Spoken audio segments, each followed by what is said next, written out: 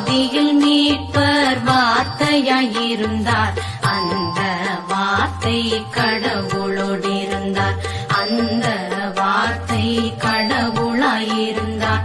அவர் வழி அனைத்துமே உண்டாயின, அவருக்குள் உயிரும் வாழ்வும் இருந்தது, அவ்வுயிர் மனிதர்க்கு ஒளியாயிருந்தது.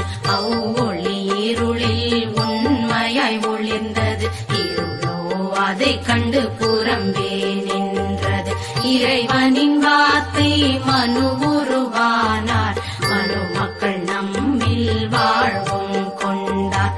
அவரது மாட்சிமை நாங்கள் கண்டோம்,